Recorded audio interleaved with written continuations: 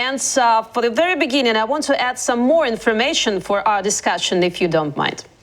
Please do. So James Heppy, Britain's Minister of State of the Armed Forces, announced the Ukraine's offensive was meeting expectations and going according to plan, as reported by the Telegraph. Heppy emphasized that the armed forces are advancing cautiously through dense Russian minefields. He also said that the Ukrainians have enough firepower to break through the enemy fronts. So let us talk for more on the current situation on the battlefields in general and Ukrainian counteroffensive in particular. So the Ukrainian counteroffensive is far from a failure, even though it is progressing more slowly than planned, stated the chairman of the Joint Chiefs of Staff of the United States, General Mark Milley. The main problem causing Ukrainian casualties right now is minefields, not Russian aircraft. That's what Milley said. So my question is, can we objective naming minefields as the only and the main reason for the loss of the combat strength of the Ukrainian army? And why does the difference, we have still the difference in the assessment of the obvious reasons for the slow advance of the counteroffensive by Ukrainian and by Western experts that remain unchanged? Oh, that was a lot. Yeah. I'm going to say the first thing is you can't.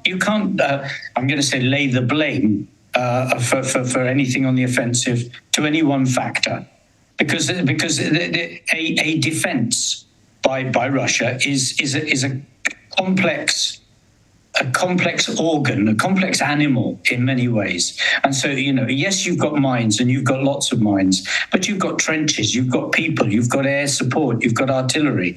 And it's how these are all used together and how they're actually working together that actually makes the defense either good or bad.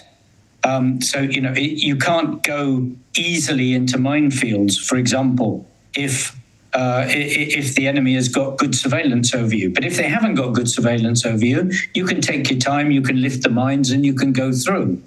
If they've got long-range weapons, then they can sit further back. And that makes it much more difficult for attacking forces because they have to go further in the open before they actually reach trenches and trench lines. So it's this combination of things. And, even a trench, if it's badly placed, it's of no use. If it's well placed, then it can be a really significant, well placed and with good people inside, it can be a significant obstacle, as we saw that in the First World War. That, trenches with wire were significant things and often took tens of thousands of people to break through trench lines. So you just can't blame one thing, and I think that in many ways it's foolish of Milley to try and suggest that it's mines are more important than air cover, because they're not. They're all there, and they're all attacking the Ukrainians. What is interesting is that the Ukrainian forces are steadily picking their way forward. It's not quick. It's not going to be quick yet. You actually need to see. They need to find a gap. They need to find somewhere where there's not so many mines, where the soldiers have maybe run away, and where they can actually break through. And that may or may not be around Zaporizhzhia, because equally it could be in front of Donetsk, it could be around Bakhmut, it could even be further up in Lyman. But so we don't really know where the enemy will break. We just have to wait and watch the boys do their business and support them as much as possible until they get that breakthrough. But my other question was why there's a difference of accepting the situation on the battlefield from the point of view of the generals on the battlefield. I mean, the Ukrainians expert and the war expert and the experts from outside our country, the Western or Eastern European or even from the USA. Well, it's simple. The generals on the battlefield are fighting. They see it. The generals outside the battlefield only get and I'm going to say it, and I'll say it once, the appalling strategic communications coming out of the Ministry of Defense. where there's total secrecy, where they don't let anybody know what's going on, so they can't make a judgment. Maybe Miley gets it from Zaluzhny, but nobody else gets anything. They have to guess. And so when you guess, you get things wrong. When you know what's going on, you can actually, maybe some of the generals can give wisdom and help. But I can assure you that there are some generals who are willing to give wisdom and help who nobody talks to at all. For example, Ben Hodges, who was US Army Commander Europe. He did not get there by fresh air. He got there by being a really good general. Does anybody ever ring him and say, what are you doing tomorrow? Would you like to come and have a talk to us? And the answer is no. So what do you get? You get differences of opinion of generals who've never fought a war like this, who've only done Afghanistan or Iraq, and they were both very, very different types of war. And then you've got your generals who are actually pretty close to the front line and seeing what's going on. They will have different opinions. I plan to talk about it a little bit later, and we will talk about it more detailed a little bit later in our discussion. But as soon as we touched this question, I wanted to understand that from what you say, these opinions somehow affect the decisions of politicians in order what kind of weapons and technical supply they should or can provide to Ukraine, according to the situation on the battlefield. No, not according to the situation. Okay. According to what is asked for by the Ministry of Defense. Mm-hmm. Remember that you have this Ramstein meeting, and then Reznikov goes to Ramstein and says, this is what we want. And in many cases, I can tell you in many cases that what is asked for by the Ministry of Defense doesn't actually necessarily agree with what other people outside think is needed. For example, drones. I mean, you heard Reznikov saying wedding drones were not needed. Well, 10,000 a week or whatever, wedding drones are needed. They are the fundamental thing that keep soldiers alive on the battlefield because they allow them to see. So here you have a complete difference within your own system, a public difference within your own system, where the soldiers are saying, we need this, and where a Minister of Defense stands up and says, we don't need this. So how do you expect foreign countries to understand? Because they can read Facebook as well, and do read Facebook, and do read what soldiers are writing. How can you expect them to understand when they read one thing and then they hear something else? They do their best in most cases to provide what is available and to provide what the Ministry of Defense asks for. And sometimes those things are going to be different. Availability is not always what Ministry of Defense asks for. What is available in countries? Sometimes because it's in store, sometimes because it's old and broken, sometimes because they no longer have it. And I mean, you saw the arguments about the tanks. It took a long time to get everybody to understand we can't just pull tanks out of nowhere. Most of them are in store that we're going to give, and they need renovation before they go anywhere. Now, this raises lots of arguments about the West and its ability to go to war as well. Arguments which are raging inside ministries of defense at the moment. But that's why you get these differences. There are differences of what interpretation, differences of availability, differences of what's asked for. I see. Somewhere in the middle is a line. Yeah, I see. So let's get back a little bit to the tactics of what's going on the battlefield right now. I want to add some more quotes from Colin Kahl, who recently departed as the Pentagon's top policy official, described the Ukrainians as deliberately probing for weak spots across the east and south of the country. Here's his quote, the real test will be when they identify weak spots or create weak spots and generate a breach, how rapidly they're able to exploit that with the combat power that they have in reserve, and how rapidly the Russians will be able to respond, Kahl said not long ago on a briefing with reporters. So my question is, for how long can such a period usually be in the military tactics? And in your estimation, what could be the result of this tactic? Well, The how long is as long as it takes. Let's not put time on this. If it takes till the winter, it takes till the winter to get a breakthrough. You can't rush war. You can only conduct it. This is not like a marathon where you have a fixed point at the end. There's no fixed point in this.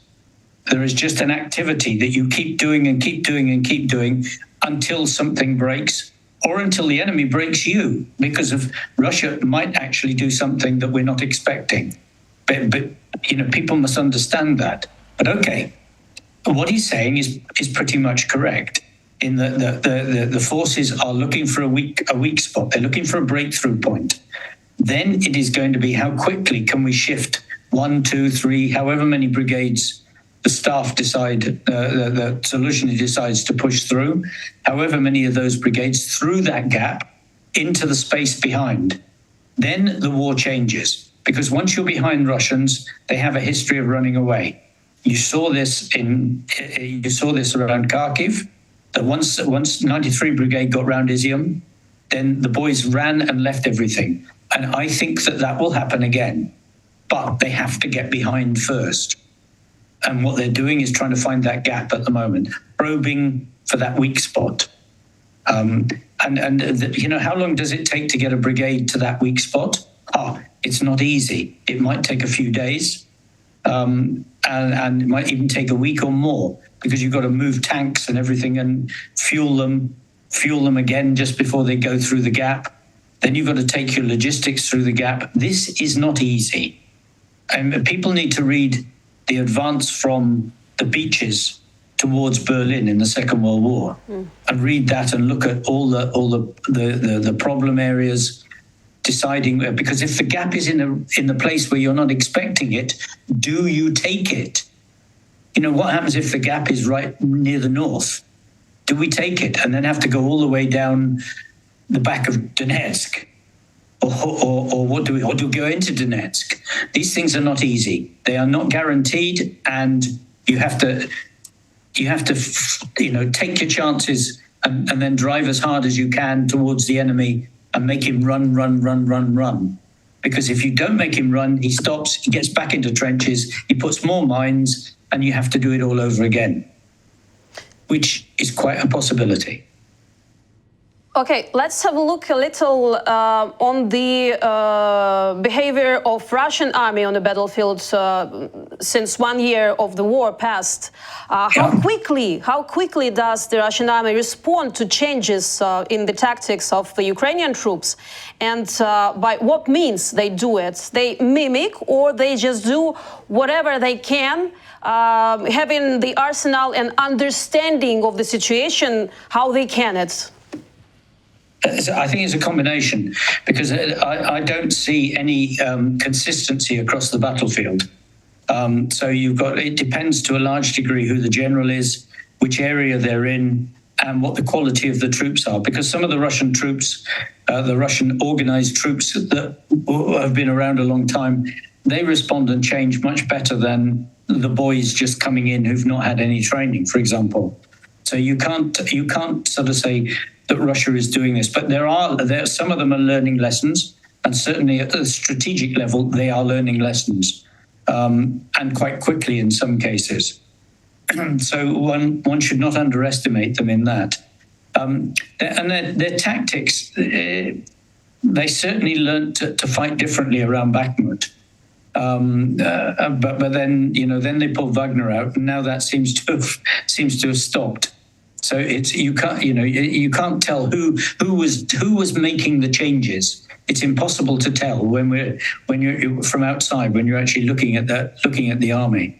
But what is quite clear is that they're not giving up. Now, one of the things about character, the Russian character, which is that they are, in cultural terms, they have high uncertainty avoidance. In other words, they like things to be clear and structured and certain. So when you're facing an enemy like Ukraine, if you're facing him face to face, they can fight, and they will fight very well and very hard. If the enemy goes behind them, then the uncertainty comes huge. And you saw this with the Wagner group going up the road to Moscow. is that uncertainty stopped anybody actually doing anything because, oh, who's in charge? Who's the boss? Where's the boss? So if we can create that uncertainty with Russia again by getting behind them, this is what will happen. The orders process will break down. It'll break down because they don't have enough radios, because everything is no longer linear, that things are doing this. And once they start doing that, they will fall apart because they can't do that very well. In fact, they don't like doing it at all at the moment. So the worst thing is actually hitting them head to head, because that gives them total certainty. All I have to do is sit here and kill. Mm-hmm. So when they're behind, it changes. So this is this thing, and that's why they fight so well when things are certain. It's very simple. I have to stand here, I have to kill or die myself. Once it's in the head, you will see a different action from them.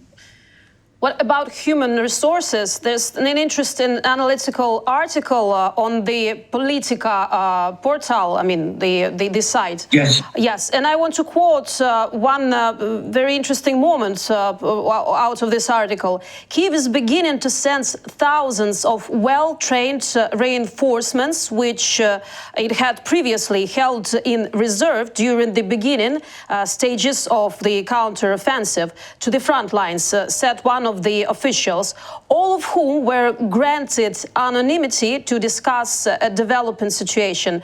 One of Ukrainians' goals is to reach the Sea of Azov, about 60 miles south of Orikhiv city, cutting off Russian forces between the south and east of the country, said the first official who commented the situation. So my next question is about another objective factor. One of them is difference in the amount of human resources on the battlefield that we talked right now with you. So is it very decisive in this situation, the quantity and not the equal quantity and equality, the quality of these warriors, I mean, all the soldiers from Russian side and from Ukrainian side, and how the situation, this factor will affect on the battlefield? It's a bit of both. It's a bit of both. And I mean, remember again, go back to the Second World War with some of the battles between Russia and Germany. Huge numbers were encircled and captured. I mean, whole corps were encircled, almost more than everybody on the battlefield in Ukraine and from Ukraine and Russia at the moment were captured. So these things are about the ability of the army to do military maneuvers. If you do the military maneuvers right, you get behind the enemy, you capture them, or they run away or whatever.